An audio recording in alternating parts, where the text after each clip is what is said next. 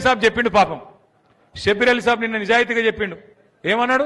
పైసలు తీసుకొని కాంగ్రెస్ లో ఆయన అన్ని అమ్ముకుంటారని చెప్పిండు. వాస్తవం.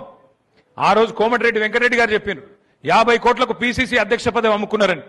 మరి ఇప్పుడు ముఖ్యమంత్రి పదవి కూడా అమ్ముకున్నారు కాబట్టి రాహుల్ గాంధీ కూడా ఏమి చేయలేని అశక్తతలో ఉన్నాడు. మీనాక్షి నటరాజన్ గారు సిన్సియర్ లీడర్ ఆమె పాపం. ఆమెకి ఇక్కడ ఇన్ఛార్జ్ ఉంటే రేవంత్ రెడ్డితో ఏదో మొత్తానికి ఏదో పంచాయతీ పడ్డది. నువ్వు ఇట్లా గరీబోల ఇండ్లు గులగొట్టకని చెప్పిందట ఆమె. గరీబోల ఇండ్లు గులగొట్టక మంచి పద్ధతి కాదు. గా మూసీ పేరు మీద హైడ్రా పేరు మీద నాశనం చేస్తున్నావు, పార్టీకి చెడ్డ పేరు వస్తున్నది, నువ్వు చెయ్యకు అని చెప్పిందట. పగబట్టిండు. పగబట్టి ఏం చేసిండు? మోక కోసం చూసిండు. ఆయనతో బీజేపీలకు ఉప్పందించిండు. ఆమె నామినేషన్ కూడా ఎగరగొట్టిండు. ఆమె మీద దొంగ కేసు పెట్టిండ్రు. పెట్టి ఆ కేసు ఆయనతో వాళ్ళకు ఉప్పందించి ఆమె నామినేషన్ ఎగిరిపోయేటట్టు చేసిండు. గిసొంటోడు సొంత పార్టీలకే న్యాయం చేయనోడు రాష్ట్రానికి న్యాయం చేస్తాడా? అందుకే నేను కోరేది మిమ్మల్ని అందరిని ఒకటి, మీ ఎమ్మెల్యే గురించి ఎక్కువ మాట్లాడి ఇంకో వాళ్ళ గురించి ఎక్కువ మాట్లాడి నోరు ఖరాబ్ చేసుకునే అవసరం లేదు.